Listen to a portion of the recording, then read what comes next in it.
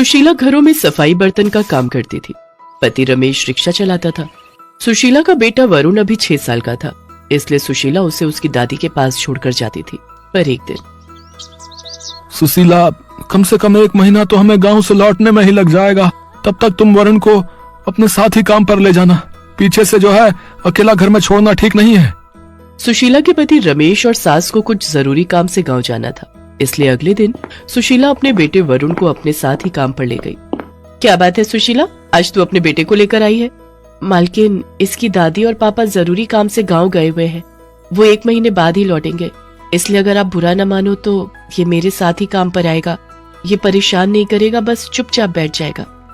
ठीक है, पर ध्यान रहे तुम किसी भी सामान से छेड़छाड़ नहीं करना, ठीक है? यहाँ पर बहुत महंगे महंगे सामान रखे हुए हैं। वरुण बहुत ही सीधा साधा बच्चा था। वो चुपचाप अपनी माँ सुशीला के साथ काम पर जाता तो एक तरफ बैठ जाता। पर मालकिन का बेटा सागर बहुत ही शरारती था। वो जानबूझकर वरुण को तंग करने की फिराक में रहता था। आंटी, यहाँ पर जूस गिर गया है, जरा पोछा लगा दो। माँ छत की सफाई करने गई हैं।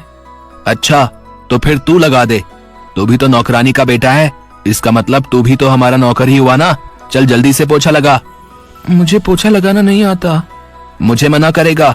अभी मैं मम्मी से शिकायत कर दूंगा, फिर तेरी मम्मी को काम से निकाल देंगी मेरी मम्मी। हाँ नहीं नहीं, आंटी से शिकायत मत करना, मैं लगा रहा हूँ। क्या हुआ सागर बेटा, वरुण ने क्या किया? मम्मी देखो ना, मैं अपने ग्लास में जूस लेकर जा रहा था, इसने मुझे टक्कर मार दी और कितना सारा जूस गिर गया। आंटी, मैंने जूस नहीं गिराया, वो तो सागर ने मुझे पूछा। अच्छा, झूठ बोलते हो? बड़ों से झूठ बोलने की आदत किससे सीखी? तुम्हारे हाथ में ये पोछा क्यों है फिर? इसीलिए ना कि मेरे देखने से पहले तुम जल्दी से ये जूस साफ कर दो। आइंदा से ऐसा किया तो बहुत पिटाई लगाऊंगी। माफ कर दो मालकिन, बच्चा है, इसकी तरफ से मैं माफी मांगती हूँ। अरे सागर बेटा, तुम तैयार नहीं हुए? पतंगे खरीदने चलना है ना? हाँ, मैं तो भूल ही गया, कल तो मकर संक्रांति है। मम्मी, हम तो टेरेस पर ढेर सारी पतंगे उड़ाएंगे। पापा, मुझे ना बहुत सारी बड़ी बड़ी और सुंदर पतंगे चाहिए, और मांझा भी अच्छा वाला।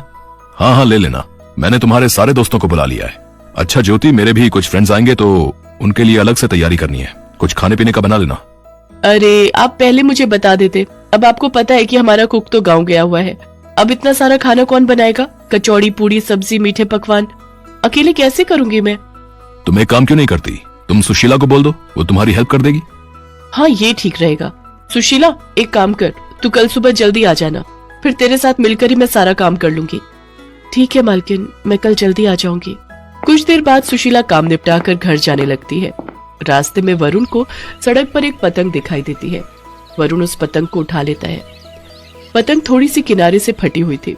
वरुण उस फटी हुई पतंग को देखकर उदास हो जाता है। माँ देखो, मुझे पतंग मिली। अरे ये तो फटी हुई है, अब मैं क्या करूँ? माँ, मुझे भी कल मकर संक्रांति पर पतंग उड़ानी है। रुक, मैं तुझे सामने की दुकान से एक पतंग खरीद कर दे देती हूँ, चल मेरे साथ चल।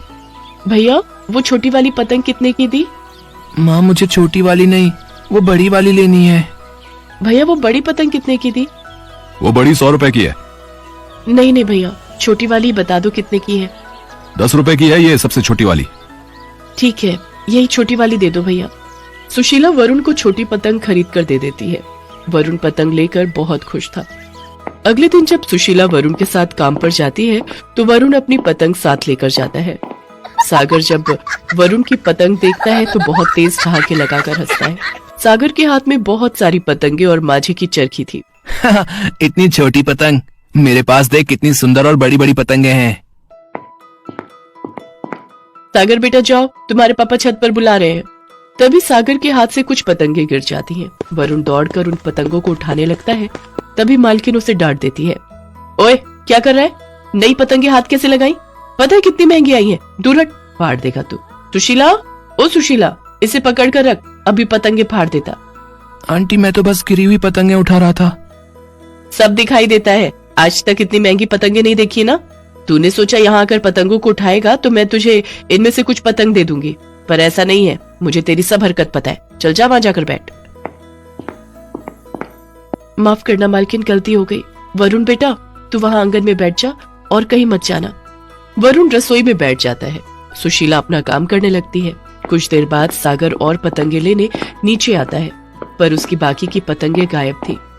मम्मी मम्मी, मेरी बाकी की पतंगे नहीं है, कहाँ रखी थी? यही पलंग पर ही तो रखी थी, कहाँ गई? रुक मैं देखती हूँ।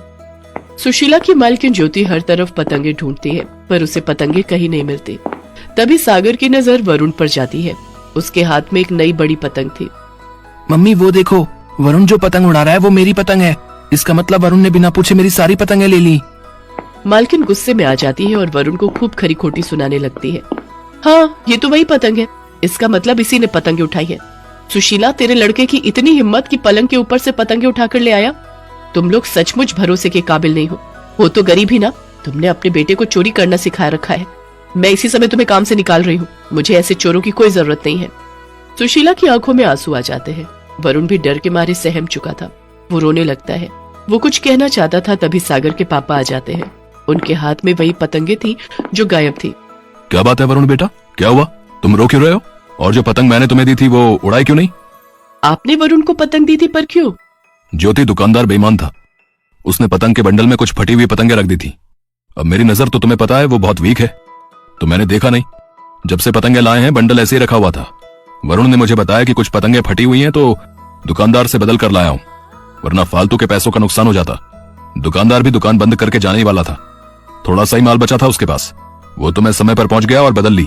उसमें से ये पतंग ठीक थी तो मैंने वरुण को दे दी। अपने पति की बात सुनकर मालकिन ज्योति बहुत शर्मिंदा होती है। सागर को भी अपनी गलती का एहसास होता है। सॉरी वरुण बेटा, गुस्से में आकर मैंने ना जाने तुम्हें क्या क्या कह दिया। सुशीला, हो सके तो मुझे माफ कर देना। नहीं नहीं मालकिन, आप ऐसे माफी मत मांगिए। चलो कोई बात नहीं, अब बात साफ हो गई ना। वरुण बेटा चलो, तुम भी हमारे साथ चलकर छत पर पतंग उड़ाओ। चलो सागर बेटा, सब लोग छत पर चलो, वेट कर रहे हैं सभी लोग। ओके पापा, चल वरुण। वरुण खुशी से हंस पड़ता है। उस बेचारे मासूम के चेहरे पर मुस्कान आ जाती है। वरुण सागर और उसके पापा के साथ मिलकर छत पर पतंग उड़ाता है। अपने बेटे के चेहरे पर खुशी देखकर सुशीला की आंखें भर आती। अगर आपको ये कहानी पसंद आए ना, तो मेरे पे दबा के चैनल को सब्सक्राइब